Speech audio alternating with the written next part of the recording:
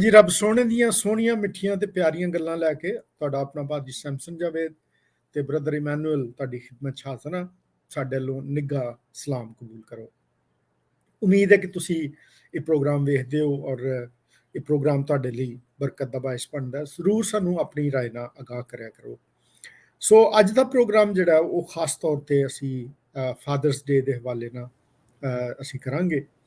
ਔਰ ਹਾਲੀ 2-3 ਦਿਨ ਹੋਏ ਨੇ ਕਿ ਫਾਦਰਸ ਡੇ ਮਨਾਇਆ ਗਿਆ, ਬੜਾ ਯਾਨੀ ਅੱਛੇ ਤਰੀਕੇ ਨਾਲ ਇਹਨੂੰ ਲੋਕਾਂ ਨੇ ਸੈਲੀਬ੍ਰੇਟ ਕੀਤਾ, ਚਰਚਸ ਵਿੱਚ ਵੀ, ਖਾਨਦਾਨਾਂ 'ਚ ਵੀ। ਸੋ ਅੱਜ ਅਸੀਂ ਥੋੜ੍ਹੀ ਜਿਹੀ ਇਹਦੇ 'ਤੇ ਗੱਲਬਾਤ ਕਰਾਂਗੇ। ਸੋ ਬ੍ਰਦਰ ਇਮੈਨੂਅਲ ਮੇਰੇ ਨਾਲ ਨੇ ਤੇ ਮੈਂ ਸ਼ੁਕਰਗੁਜ਼ਾਰ ਹਾਂ ਕਿ ਉਹ ਸਾਡੇ ਨਾਲ ਜੁਆਇਨ ਕਰਦੇ ਨੇ। ਅੱਜ ਡਾਕਟਰ ਅਜਿਤ ਸਾਡੇ ਨਾਲ ਥੋੜ੍ਹੀ ਦੇਰ ਠਹਿਰ ਕੇ ਸਾਡੇ ਨਾਲ ਜੁਆਇਨ ਕਰਨਗੇ, ਲੇਕਿਨ ਜ਼ਰੂਰ ਉਹ ਵੀ ਪ੍ਰੋਗਰਾਮ 'ਚ ਸ਼ਾਮਲ ਹੋਣਗੇ। ਆਓ ਫਿਰ ਅੱਜ ਦਾ ਜਿਹੜਾ ਹਵਾਲਾ ਉਹਦੇ ਵੱਲ ਜ਼ਰਾ ਜਾਈਏ ਤੇ ਮੱਤੀ ਦੀ ਅੰਜੀਲ ਉਹਦਾ 7ਵਾਂ ਬਾਬ ਉਹਦੀ 7ਵੀਂ ਆਇਤ ਤੋਂ ਲੈ ਕੇ ਤੇ ਅਸੀਂ ਪੜ੍ਹਾਂਗੇ 12ਵੀਂ ਆਇਤ ਤੱਕ। ਬ੍ਰਦਰ ਜੀ ਪਹਿਲੂ ਸਾਡੇ ਲਈ ਇਹ ਹਵਾਲਾ ਪੜ੍ਹਨਗੇ।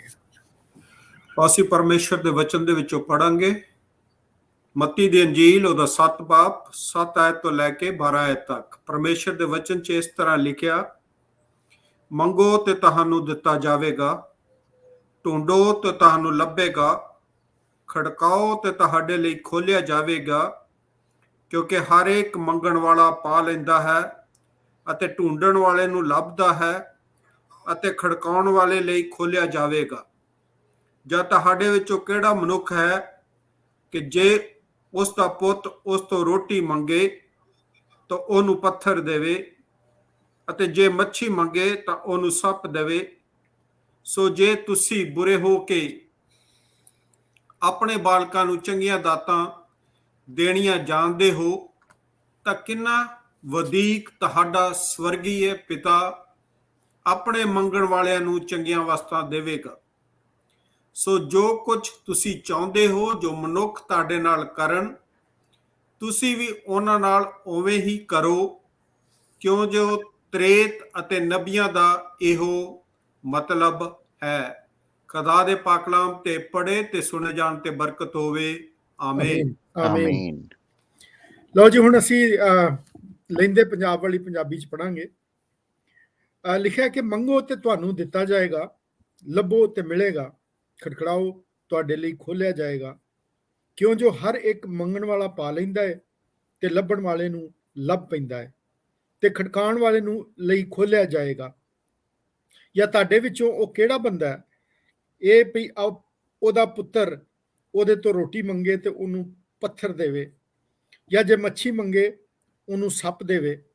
ਸੋ ਜਦੋਂ ਤੁਸੀਂ ਜਿਹੜੇ ਬੁਰੇ ਹੋ ਆਪਣੇ ਬੱਚਿਆਂ ਨੂੰ ਚੰਗੀਆਂ ਛਾਵਾਂ ਦੇਣੀਆਂ ਜਾਣਦੇ ਹੋ ਤੇ ਤੁਹਾਡਾ ਬਾਪ ਜਿਹੜਾ ਅਸਮਾਨ ਉੱਤੇ ਵੇ ਉਹਨਾਂ ਨੂੰ ਜਿਹੜੇ ਉਹਦੇ ਕੋਲੋਂ ਮੰਗਦੇ ਨੇ ਚੰਗੀਆਂ ਛਾਵਾਂ ਜ਼ਰੂਰ ਦੇਗਾ।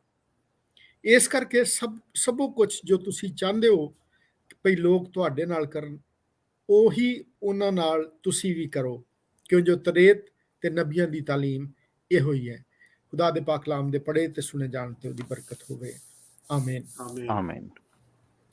ਹਾਂਜੀ, ਮੈਂ ਅੱਗੇ ਜ਼ਿਕਰ ਕੀਤਾ ਕਿ ਅਸੀਂ ਜਿਹੜਾ ਲੰਘਿਆ ਇਤਵਾਰ ਹੈ ਉਹਦੇ 'ਚ ਅਸੀਂ ਫਾਦਰਸ ਡੇ ਮਨਾਇਆ ਔਰ ਪਹਿਲੂ ਉਸ ਤੋਂ ਮਦਰਸ ਡੇ ਸੀ।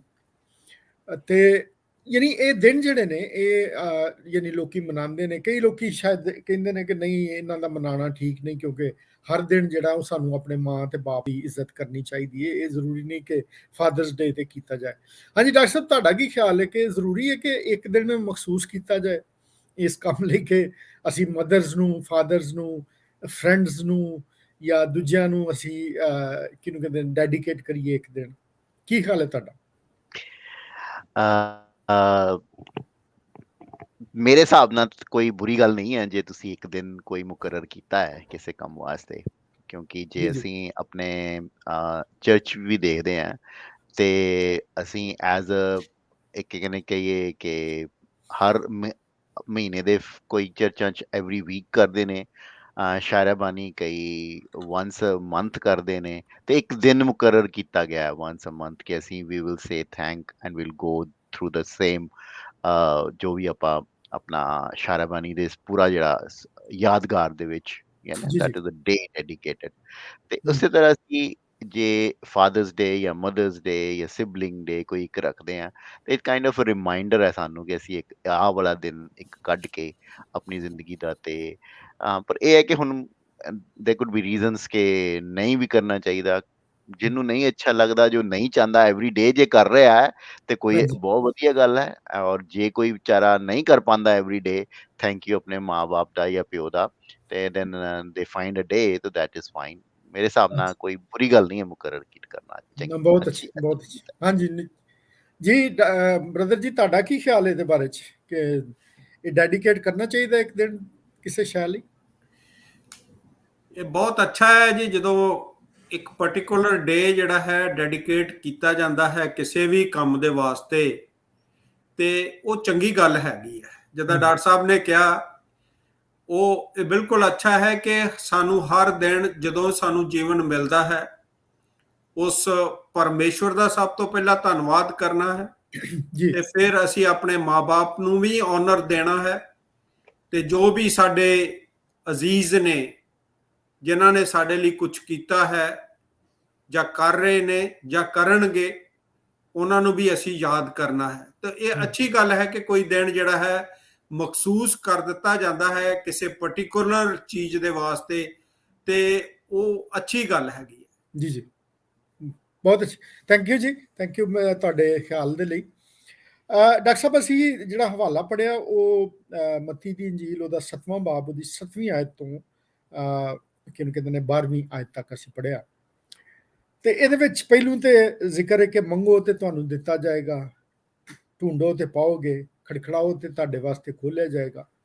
ਲੇਕਿਨ ਉਸ ਤੋਂ ਅੱਗੇ ਜ਼ਿਕਰ ਹੁੰਦਾ ਹੈ ਕਿ ਤੁਸੀਂ ਜਿਹੜੇ ਯਾਨੀ ਜਿਸਮਾਨੀ ਬਾਪ ਹੋ ਜਾਂ ਜ਼ਮੀਨ ਤੇ ਜਿਹੜੇ ਬਾਪ ਨੇ, ਉਹ ਆਪਣੇ ਬੱਚਿਆਂ ਨੂੰ ਅੱਛੀਆਂ ਚੀਜ਼ਾਂ ਦੇਣਾ ਜਾਣਦੇ ਨੇ।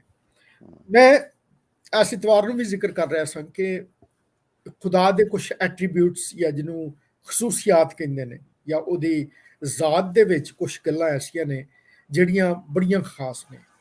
ਜੀ ਮਸਲਨ ਉਹਦੇ ਚ ਬੜਾ ਖਾਸ ਹੈ ਕਿ ਉਹ ਮੁਹੱਬਤ ਕਰਨ ਵਾਲਾ, ਪਿਆਰ ਕਰਨ ਵਾਲਾ ਖੁਦਾਵੰਦ ਹੈ, ਉਹਨੂੰ ਬਾਪ ਕਿਹਾ ਗਿਆ, ਠੀਕ ਹੈ। ਸੋ ਹੋਰ ਵੀ ਬੜੀਆਂ ਖਸੂਸੀਆਤ ਨੇ, ਜਿਸ ਤਰ੍ਹਾਂ ਉਹ ਕਹਿਰ ਕਰਨ ਵਾਲਾ ਵੀ ਹੈ, ਉਹ ਪਿਆਰ ਕਰਨ ਵਾਲਾ ਵੀ ਹੈ। ਲੇਕਿਨ ਇੱਕ ਜਿਹੜੀ ਚੀਜ਼ ਹੈ ਉਹ ਇਹ ਵੇ ਕਿ ਉਹ ਮੁਹੱਈਆ ਕਰਨ ਵਾਲਾ, ਜਿਹਨੂੰ ਯਹੋਵਾ ਯਰੀ ਕਹਿੰਦੇ ਨੇ, ਜਾਂ ਕਿਹਨੂੰ ਕਹਿੰਦੇ ਨੇ ਯਹੋਵਾ ਜਿਹੜਾ ਮੁਹੱਈਆ ਕਰਨ ਵਾਲਾ ਵੇ, ਉਹ ਕਿਹਾ ਗਿਆ।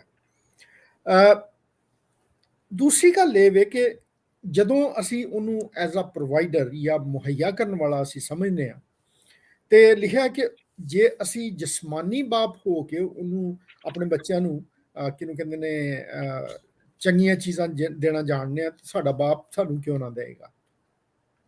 ਤੇ ਸਵਾਲ ਮੇਰਾ ਇਹ ਵੀ ਡਾਕਟਰ ਸਾਹਿਬ ਕਿ ਕਿਆ ਜਿਹੜਾ ਇੱਕ ਫਾਦਰ ਫਿਗਰ ਹੈ ਉਹ ਸਹੀ ਪ੍ਰੋਵਾਈਡਰ ਹੈ, ਜਾਂ ਉਹਨੂੰ ਹੋਰ ਵੀ ਉਹਦੇ ਚ ਜਿਹੜੀਆਂ ਖੂਬੀਆਂ ਨੇ ਹੋਣ ਦੀ ਜ਼ਰੂਰਤ ਹੈ, ਜਾਂ ਸਿਰਫ ਪ੍ਰੋਵੀਜ਼ਨ ਉਹਦੇ ਚ ਹੋਣ ਦੀ ਜ਼ਰੂਰਤ ਹੈ? ਜੀ ਜੇ ਅਸੀਂ ਬਿਬਲਿਕ ਦੇ ਹਿਸਾਬ ਨਾਲ ਦੇਖੀਏ, ਰਾਈਟ, ਤੇ ਪਹਿਲੀ ਐਟਰੀਬਿਊਟ ਜੇ ਅਸੀਂ ਖੁਦਾ ਦੀ ਦੇਖੀਏ, ਜਿਹੜਾ ਤੁਸੀਂ ਕਿਹਾ, ਆਪ ਹੀ ਤੁਸੀਂ ਦੱਸਿਆ ਕਿ ਵੀ ਲਵ, ਰਾਈਟ, ਪਿਆਰ ਕਰਨਾ। ਜੀ ਜੀ ਤੇ ਪਿਆਰ ਜਿਹੜਾ ਹੈ ਉਹ ਜੇ ਉਹਦੀ ਡੈਫੀਨੇਸ਼ਨ ਦੇ ਹਿਸਾਬ ਨਾਲ ਚੱਲੀਏ, ਜੋ ਬਾਈਬਲ ਦੀ ਡੈਫੀਨੇਸ਼ਨ ਹੈ, ਤੇ ਫਿਰ ਤਾਂ ਮਤਲਬ ਬਾਪ ਦਾ ਪਿਆਰ ਜਿਹੜਾ ਹੈ ਉਹ ਬਹੁਤ ਜਿਹਨੂੰ ਕਹੀ ਜਾਏ ਕਿ ਬਹੁਤ ਵਿਸ਼ਾਲ ਹੋਣਾ ਚਾਹੀਦਾ, ਵੱਡਾ ਹੋਣਾ ਚਾਹੀਦਾ, ਰਾਈਟ। ਔਰ ਉਹਦੇ ਵਿੱਚ ਪ੍ਰੋਵੀਜ਼ਨ ਤੇ ਇੱਕ ਛੋਟਾ ਜਿਹਾ ਮੈਨੂੰ ਕਹਾਂ ਕਿ ਐਡੀਸ਼ਨ ਹੈ ਨਾ, ਇੱਕ ਉਹ ਵੀ ਐਟਰੀਬਿਊਟ ਹੈ, ਲੇਕਿਨ ਇੱਕ ਇੰਪੋਰਟੈਂਟ ਐਟਰੀਬਿਊਟ ਹੈ, ਪਰ ਡੈਫੀਨੇਟਲੀ ਕਿ ਉਹ ਵੀ ਜ਼ਰੂਰੀ ਹੈ, ਲੇਕਿਨ ਬਾਕੀ ਚੀਜ਼ਾਂ ਹੋਣੀਆਂ ਵੀ ਜ਼ਰੂਰੀ ਨੇ। ਜੀ ਜੀ ਤੋ ਇਸ ਕਰਕੇ ਬਾਪ ਦਾ ਜਿਹੜਾ ਰੋਲ ਹੈ ਉਹ ਅਸੀਂ ਦੇਖਦੇ ਹਾਂ ਕਿ ਫਾਦਰ ਦਾ ਸਿਰੇ ਦੇਖੇ, ਕਈ ਵਰਡ ਕਹਿੰਦੇ ਫਾਦਰ ਫਿਗਰ ਹੋਣਾ, ਯਾਨੀ ਕਿ ਜੋ ਇੱਕ ਪਿਓ ਕਰਦਾ ਹੈ ਉਹ ਬੱਚੇ ਉਹ ਕੋਸ਼ਿਸ਼ ਕਰਦੇ ਆ ਕਿ ਉਹ ਉਹੀ ਕਰਨ, ਰਾਈਟ।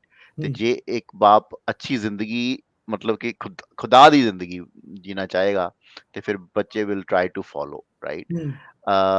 ਸੋ ਪ੍ਰੋਵੀਜ਼ਨ ਇੰਪੋਰਟੈਂਟ ਹੈ, but then there is other things that they have to do as father, which is definitely ਪਿਆਰ ਕਰਨਾ, ਉਹਨਾਂ ਨੂੰ ਸਮਝਣਾ। ਪਰ ਉਹ ਅਸੀਂ ਜਿੱਦਾਂ ਚੱਲਦੇ ਜਾਵਾਂਗੇ ਗੱਲਬਾਤ ਕਰਦੇ ਜਾਵਾਂਗੇ ਕਿ ਹੋਰ ਕਿਹੜੇ ਕਿਹੜੇ ਐਟਰੀਬਿਊਟਸ ਨੇ, ਬਟ ਪਿਆਰ ਦੇ ਨਾਲ ਪ੍ਰੋਵੀਜ਼ਨ ਦੇ ਨਾਲ ਨਾਲ ਹੋਰ ਵੀ ਐਟਰੀਬਿਊਟਸ ਜਿਹੜੇ ਨੇ, ਜਿੱਦਾਂ ਕਿ ਮੈਂ ਇੱਕ ਐਗਜ਼ਾਮਪਲ ਦਿੱਤੀ ਕਿ ਪਿਆਰ ਕਰਨਾ, ਰਾਈਟ, ਸਭ, ਤੇ ਉਹ ਬਹੁਤ ਜ਼ਰੂਰੀ ਹੈ। ਪ੍ਰੋਟੈਕਟ ਕਰਨਾ, ਜੀ ਰਾਈਟ, ਜੀ ਉਹ ਵੀ ਜ਼ਰੂਰੀ ਹੈ। ਸੋ ਪ੍ਰੋਵੀਜ਼ਨ, ਪ੍ਰੋਟੈਕਸ਼ਨ, ਰਾਈਟ, ਇਹ ਦੋ ਮੇਨ ਆ ਜਾਂਦੇ ਨੇ ਜਿਹੜੇ ਜ਼ਰੂਰੀ ਨੇ। ਐਂਡ ਇਹ ਬਾਕੀ ਪਿਆਰ ਦੇ ਨਾਲ ਤੇ ਫਿਰ ਸਾਰੀ ਚੀਜ਼ਾਂ ਆ ਜਾਂਦੀਆਂ ਨੇ, ਲੋਟ ਆਫ ਥਿੰਗਸ ਹਾਂਜੀ when you start loving someone. ਹਾਂਜੀ ਬਿਲਕੁਲ ਬਿਲਕੁਲ।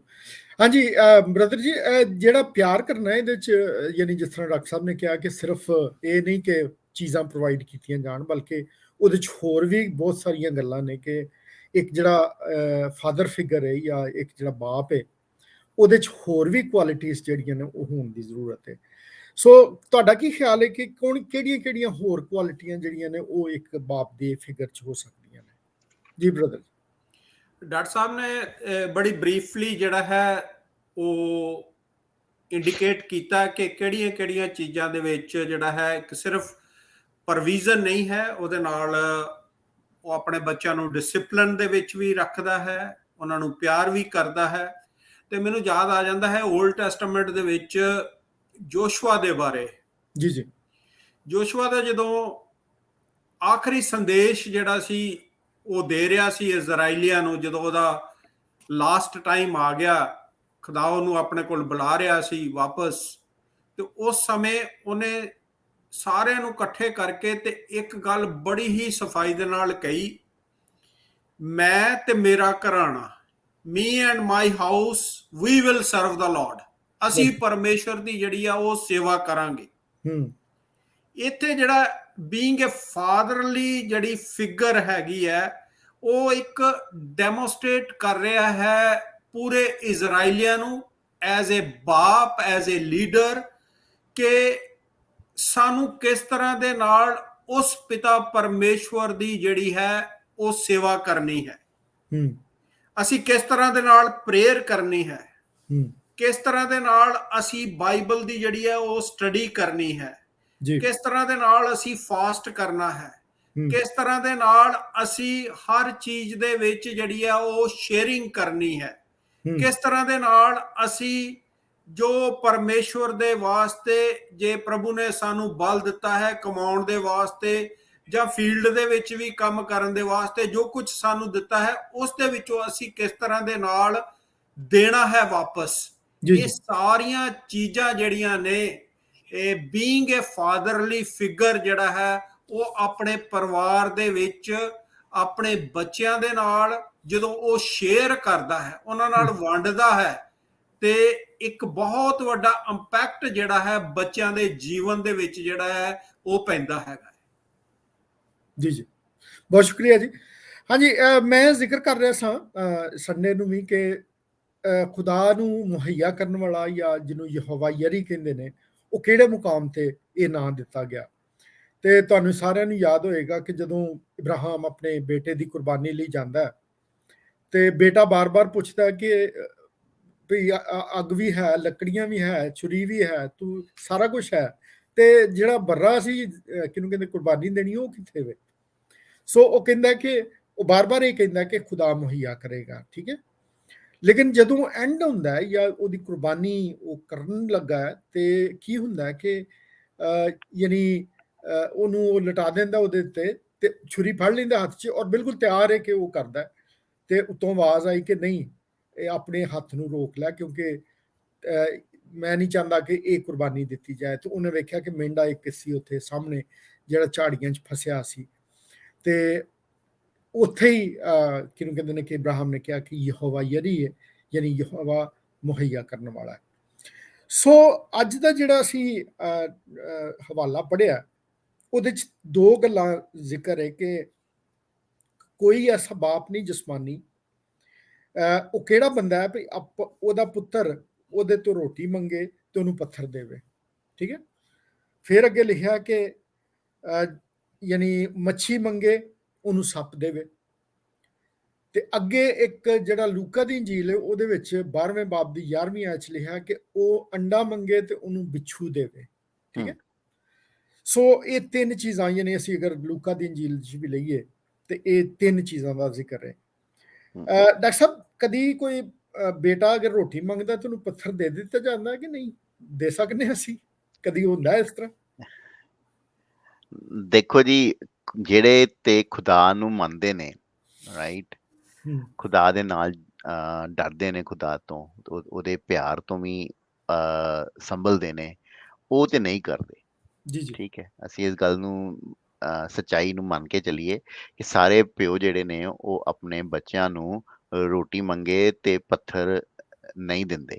ਜੀ ਜੀ, ਠੀਕ ਹੈ, ਦੁਨੀਆ 'ਚ ਐਸੇ ਪਿਓ ਵੀ ਨੇ ਜਿਹੜੇ ਆਪਣੇ ਬੱਚਿਆਂ ਨੂੰ ਪੱਥਰ ਹੀ ਨਹੀਂ, ਬਹੁਤ ਕੁਝ ਗਲਤ ਕਰਦੇ ਨੇ। ਠੀਕ ਹੈ, ਤੇ ਇਹ ਹੈ ਇਹ ਗੱਲ ਕਿ ਜਿਹੜੀ ਅਸੀਂ ਹੁਣ ਬਾਈਬਲ ਤੋਂ ਜਦੋਂ ਅਸੀਂ ਪੜ੍ਹੀ ਤੇ ਇਹ ਸਾਨੂੰ ਇਹ ਗੱਲ ਦੱਸ ਰਿਹਾ ਹੈ ਕਿ ਇਹ ਅਸੀਂ ਉਹਨਾਂ ਲੋਕਾਂ ਵਾਸਤੇ ਹੈ ਜਿਹੜੇ ਕਿ ਖੁਦਾ ਨੂੰ ਮੰਨਦੇ ਨੇ, ਸਾਡੇ ਤੁਹਾਡੇ ਵਰਗੇ ਜਿਹੜੇ ਖੁਦਾ ਤੋਂ ਡਰਦੇ ਨੇ, ਕਿ ਅਸੀਂ ਜੇ ਆਪਣੇ ਬੱਚਿਆਂ ਨੂੰ ਚੰਗੀ ਮਾੜੀ ਚੀਜ਼ ਨਹੀਂ ਦੇਵਾਂਗੇ ਤੇ ਉਸੇ ਤਰ੍ਹਾਂ ਖੁਦਾ ਸਾਨੂੰ, ਜਿਹੜਾ ਸਾਡਾ ਬਾਪ ਹੈ, ਉਹ ਸਾਨੂੰ ਮਾੜੀ ਚੀਜ਼ ਨਹੀਂ ਦੇਗਾ। ਸਿੰਪਲ। ਸਹੀ। ਠੀਕ ਹੈ, ਤੇ ਇਹ ਕਹਿਣਾ ਕਿ ਮਤਲਬ ਇਸ ਜਿਹੜੀ ਸਟੇਟਮੈਂਟ ਹੈ, ਇਹ ਜਿਹੜੀ ਗੱਲ ਕਹੀ ਗਈ ਹੈ, ਇਹ ਸਾਡੇ ਵਾਸਤੇ ਹੈ, ਸਾਨੂੰ ਇੱਕ ਪ੍ਰੋਮਿਸ ਹੈ ਕਿ ਜੇ ਤੁਸੀਂ ਆਪਣੇ ਬੱਚਿਆਂ ਦੇ ਨਾਲ ਮਾੜਾ ਨਹੀਂ ਕਰਦੇ ਤੇ ਖੁਦਾ ਵੀ ਤੁਹਾਡੇ ਨਾਲ ਕਦੀ ਮਾੜਾ ਨਹੀਂ ਕਰੇਗਾ, ਕਿਉਂਕਿ ਤੁਸੀਂ ਉਹਦੇ ਬੱਚੇ ਹੋ। ਜੀ ਜੀ, that is a relationship and I think that is we have to understand ਕਿ ਇਹ ਬਾਕੀ ਸਾਰੀ ਦੁਨੀਆ ਦੇ ਜਿਹੜੇ, ਇਹ ਜ਼ਰੂਰੀ ਨਹੀਂ ਹੈ ਕਿ ਸਾਰੇ ਜਿਹੜੇ ਲੋਕ ਨੇ ਪਿਓ ਨੇ ਉਹ ਆਪਣੇ ਬੱਚਿਆਂ ਦੇ ਨਾਲ ਚੰਗਾ ਹੀ ਕਰਦੇ ਨੇ। ਸਹੀ ਸਹੀ। ਹਾਂਜੀ, ਮੈਂ ਪੜ੍ਹਨ ਡਿਆ ਸਾਂ ਕਿ ਇੱਥੇ ਲਿਖਿਆ ਕਿ ਜੇ ਮੱਛੀ ਮੰਗੇ ਤੇ ਉਹਨੂੰ ਸੱਪ ਦੇਵੇ ਜੀ। ਤੇ ਮੈਂ ਇਹਦੇ ਬਾਰੇ 'ਚ ਪੜ੍ਹਨ ਡਿਆ ਸਾਂ ਕਿ ਅਸਲ 'ਚ ਇਹ ਜਿਹੜੇ ਯਾਨੀ ਸਪੈਸ਼ਲੀ ਕਿਹਾ ਇਹ ਸੱਪ, ਜਿਸ ਤਰ੍ਹਾਂ ਸੱਪ ਹੁੰਦਾ ਡੰਗ ਮਾਰਨ ਵਾਲਾ, ਉਹ ਨਹੀਂ, ਬਲਕਿ ਅਸਲ 'ਚ ਤੁਸੀਂ ਈਲ ਫਿਸ਼ ਸੁਣਿਆ ਹੋਣਾ ਜੀ, ਕਿ ਜਿਹਦੇ ਕਿਹਨੂੰ ਕਹਿੰਦੇ ਨੇ, ਉਹਦੇ ਇੰਨੇ ਪਰ ਨਹੀਂ ਹੁੰਦੇ ਔਰ ਉਹ ਬਿਲਕੁਲ ਸੱਪ ਦੀ ਸ਼ੇਪ 'ਚ ਹੁੰਦੀ ਹੈ, ਕਰੰਟ ਵੀ ਮਾਰਦੀ ਹੈ। ਕਰੰਟ ਮਾਰਦੀ ਹੈ, ਹਾਂਜੀ। ਹਾਂਜੀ, ਪੁਰਾਣੇ ਇਹਦਨਾਮੇ 'ਚ ਉਹਨੂੰ ਅਸਲ 'ਚ ਹਰਾਮ ਕਿਹਾ ਗਿਆ, ਉਹਨੂੰ ਉਹਦੇ ਮੁਤਲਕ ਲਿਖਿਆ ਗਿਆ ਕਿ ਤੂੰ ਉਹਨੂੰ ਨਹੀਂ ਖਾਣਾ ਕਿਉਂਕਿ ਇਹ ਪਾਕ ਨਹੀਂ ਹੈ। ਠੀਕ ਹੈ, ਸੋ ਜਿਹੜੀ ਇਹਦੇ 'ਚ ਗੱਲ ਹੁੰਦੀ ਹੈ ਉਹ ਇਹ ਵੇ ਕਿ ਤੂੰ ਨਾ ਸਿਰਫ ਉਹਨੂੰ ਐਸੀ ਚੀਜ਼ ਦੇਣੀ ਹੈ ਜਿਹੜੀ ਬਿਲਕੁਲ ਉਹ ਖਾ ਹੀ ਨਾ ਸਕੇ, ਬਲਕਿ ਤੂੰ ਉਹਨੂੰ ਜਿਹੜੀ ਨਾਪਾਕ ਸ਼ੈ ਵੇ ਉਹਦੇ ਤੋਂ ਵੀ ਬਾਜ਼ ਰੱਖਣਾ ਹੈ ਨਾ।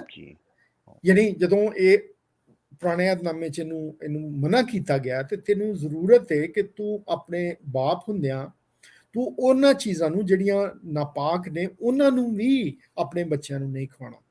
ਕਿੰਨਾ ਜ਼ਰੂਰੀ ਹੈ ਬ੍ਰਦਰ ਜੀ ਕਿ ਅਸੀਂ ਆਪਣੀ ਔਲਾਦ ਜਿਹੜੀ ਹੈ ਉਹਨੂੰ ਯਾਨੀ ਕਿਹਨੂੰ ਕਹਿੰਦੇ ਨੇ ਕਿ ਸਹੀ ਕਮਾਈ ਜਾਂ ਸਹੀ ਕਿਹਨੂੰ ਕਹਿੰਦੇ ਨੇ ਚੀਜ਼ਾਂ ਜਿਹੜੀਆਂ ਨਾਪਾਕ ਨਹੀਂ ਨੇ, ਉਹ ਉਹਨਾਂ ਨੂੰ ਦੇਣ ਦੀ ਜ਼ਰੂਰਤ ਕਿੰਨਾ ਜ਼ਰੂਰੀ ਹੈ ਇਹ ਗੱਲ ਸਾਡੇ ਲਈ। ਜੀ ਬ੍ਰਦਰ ਜੀ, ਇਹ ਬਹੁਤ ਬਹੁਤ ਜ਼ਰੂਰੀ ਹੈਗਾ ਹੈ ਕਿ ਜਿਸ ਤਰ੍ਹਾਂ ਡਾਕਟਰ ਸਾਹਿਬ ਨੇ ਵੀ ਦੱਸੀ ਇੱਕ ਗੱਲ ਕਿ ਸਾਰੇ ਬਾਪ ਜਿਹੜੇ ਨੇ ਉਹ ਬਰਾਬਰ ਨਹੀਂ ਨੇ। ਕੁਝ ਤੇ ਆਪਣੇ ਬੱਚਿਆਂ ਨੂੰ ਬਹੁਤ ਪਿਆਰ ਕਰਦੇ ਨੇ, ਉਹਨਾਂ ਦੀਆਂ ਲੋੜਾਂ ਜ਼ਰੂਰਤਾਂ ਨੂੰ ਪੂਰੀਆਂ ਕਰਦੇ ਨੇ, ਤੇ ਕਈ ਇਹੋ ਜਿਹੇ ਬਾਪ ਨੇ ਜਿਹੜੇ ਆਪਣੇ ਬੱਚਿਆਂ ਨੂੰ ਅਬਿਊਜ਼ ਕਰਦੇ ਨੇ ਕਈ ਤਰੀਕਿਆਂ ਦੇ ਨਾਲ। ਸਹੀ। ਤੇ ਉਹਦੀਆਂ ਬਹੁਤ ਸਾਰੀਆਂ ਜਿਹੜੀਆਂ ਨੇ ਐਗਜ਼ਾਮਪਲਸ ਨੇ। ਜਿਸ ਤਰ੍ਹਾਂ ਤੁਸੀਂ ਦੱਸਿਆ ਕਿ ਜੇ ਕੋਈ ਮੱਛੀ ਮੰਗੇ ਤੇ ਉਹਨੂੰ ਸੱਪ ਜਿਹੜਾ ਹੈ ਉਹਦਾ ਬਾਪ ਨਹੀਂ ਦਿੰਦਾ, ਔਰ ਤੁਸੀਂ ਉਸ ਫਿਸ਼ ਦੀ ਵੀ ਜਿਹੜੀ ਹੈ ਐਗਜ਼ਾਮਪਲ ਦਿੱਤੀ। ਉਹ ਹੀ ਹੈ ਕਿ ਜਦੋਂ ਅਸੀਂ ਇੱਕ ਦੁਨਿਆਵੀ ਬਾਪ ਹੁੰਦੇ ਹੋਏ ਆਪਣੇ ਕਾਰੋਬਾਰ ਦੇ ਵਿੱਚ ਹਾਂ, ਜੋ ਵੀ ਸਾਨੂੰ ਕੰਮ ਦਿੱਤਾ ਗਿਆ ਹੈ ਖੁਦਾ ਦੇ ਵੱਲੋਂ, ਜਾਂ ਜਿਸ ਤਰੀਕੇ ਨਾਲ ਵੀ ਅਸੀਂ ਕੰਮ ਕਰ ਰਹੇ ਹਾਂ, ਜੇ ਤੇ ਅਸੀਂ ਉਹਦੇ ਵਿੱਚ ਹੱਕ ਤੇ ਹਲਾਲ ਦੀ ਕਮਾਈ ਕਰ ਰਹੇ ਹਾਂ ਤੇ ਉਹ ਵਾਲੀ ਜਿਹੜੀ ਬਰਕਤ ਹੈਗੀ ਆ ਉਹ ਬਲੈਸਡ ਹੋਏਗੀ।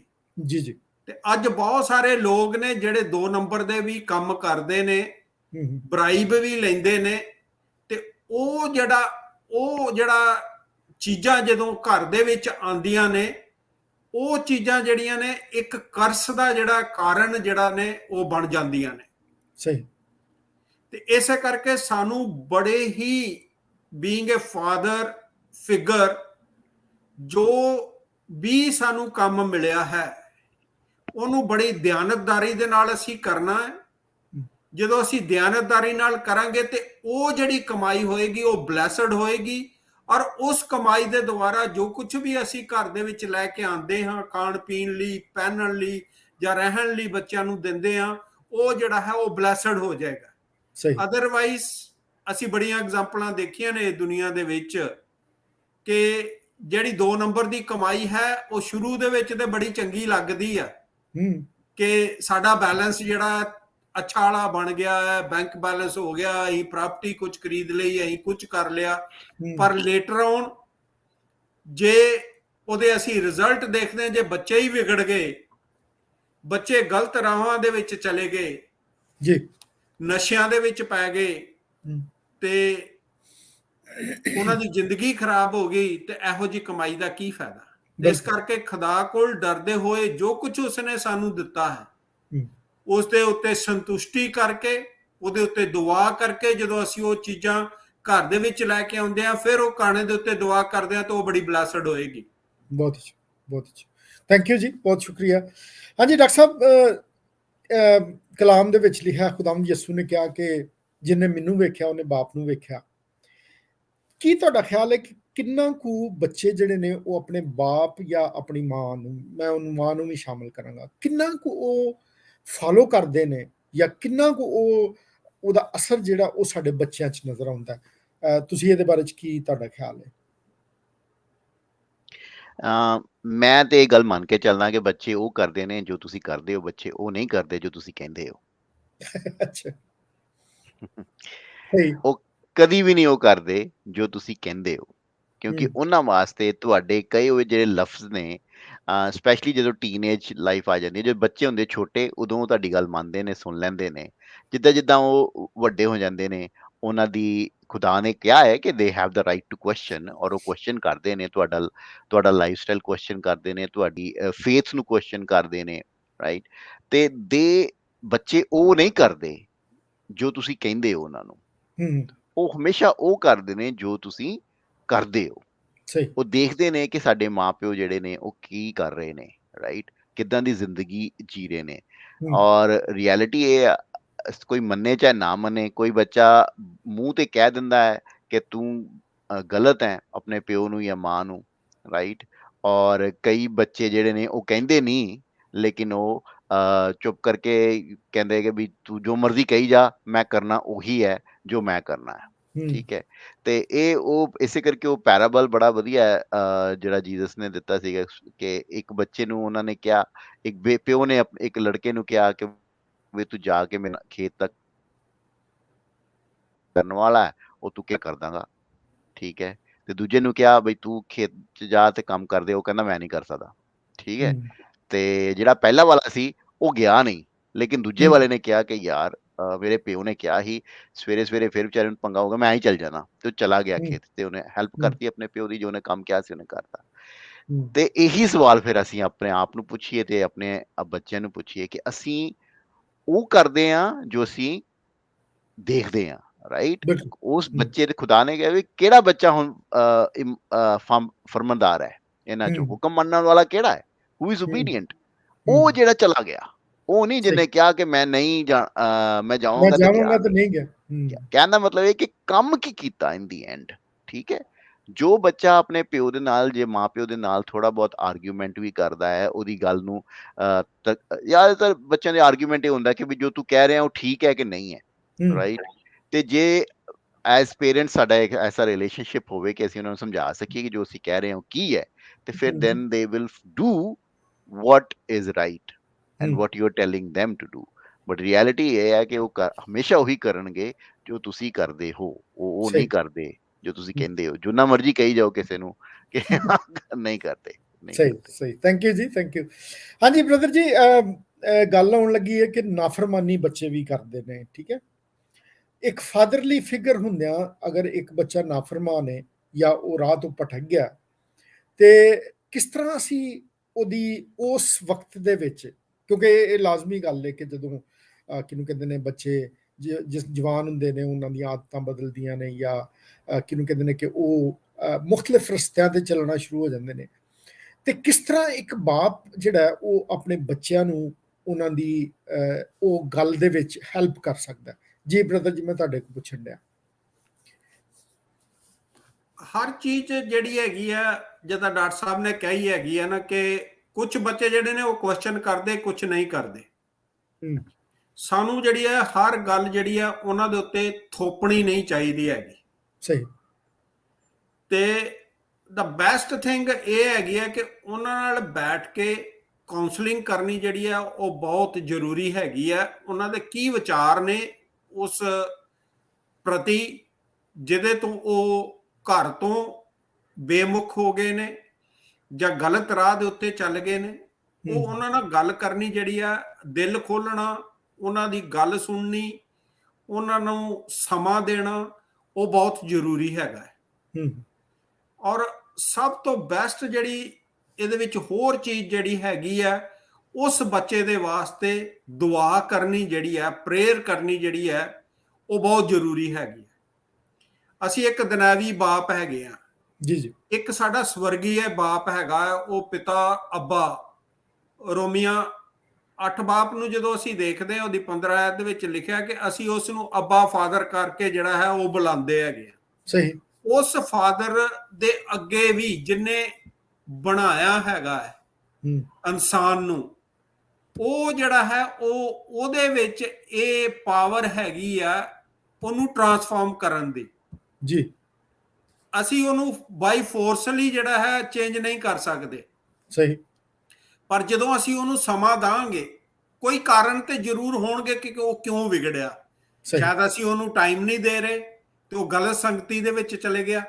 ਜਦੋਂ ਅਸੀਂ ਉਹਨੂੰ ਟਾਈਮ ਦੇਵਾਂਗੇ, ਉਹਦੇ ਨਾਲ ਦੁਆ ਕਰਾਂਗੇ, ਖੁਦਾ ਦੇ ਅੱਗੇ ਦੁਆ ਉਹਦੇ ਵਿੱਚ ਰੱਖਾਂਗੇ, ਡੈਫੀਨੇਟਲੀ ਜਿਹੜੀ ਹੈ ਇੱਕ ਚੇਂਜ ਜਿਹੜੀ ਹੈ ਉਹ ਜ਼ਰੂਰ ਜਿਹੜੀ ਹੈ ਉਹ ਆਵੇਗੀ। ਬਹੁਤ ਸ਼ੁਕਰੀਆ ਜੀ। ਹਾਂਜੀ, ਬੜੀ ਸੋਹਣੀਆਂ ਗੱਲਾਂ ਹੋ ਰਹੀਆਂ ਨੇ ਤੇ ਇਹਦੇ ਤੇ ਹੋਰ ਮਜ਼ੀਦ ਅਸੀਂ ਗੱਲਬਾਤ ਕਰਾਂਗੇ, ਲੇਕਿਨ ਅਸੀਂ ਇੱਕ ਛੋਟੀ ਜਿਹੀ ਬ੍ਰੇਕ ਦੇ ਬਾਅਦ ਫਿਰ ਤੁਹਾਡੀ ਖਿਦਮਤ 'ਚ ਹਾਜ਼ਰ ਹੁੰਦੇ ਹਾਂ ਤੇ ਉਹਦੇ ਬਾਅਦ ਫਿਰ ਅਸੀਂ ਆਪਣੀ ਗੱਲਬਾਤ ਜਿਹੜੀ ਉਹ ਜਾਰੀ ਰੱਖਾਂਗੇ। ਸੋ ਇੱਕ ਛੋਟੀ ਜਿਹੀ ਬ੍ਰੇਕ ਅਸੀਂ ਲੈਂਦੇ ਹਾਂ। Thank you.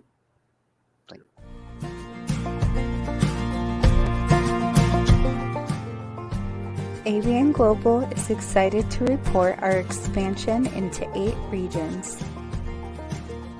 With our team of great directors who are committed to spreading the gospel, ABN Global is flourishing. We are developing programming in China, Hong Kong, and Taiwan, as well as India, Sri Lanka, Pakistan, and Nepal, Central Asia, the Middle East, North Africa, Sub-Saharan Africa, North America, and Europe. With 3 major satellites, over 26 cable operators, and all other digital devices and platforms across the nations, we are excited to gain more land for the kingdom of God, as well as Chinese live talk shows, more cables to Africa, Iran, and Afghanistan, and more salvations and testimonies. We enjoy and praise God for the troubled waters and the seasons of growth and maturity, and ask that you pray for God's favor upon us. Praise His holy name. May God bless you richly.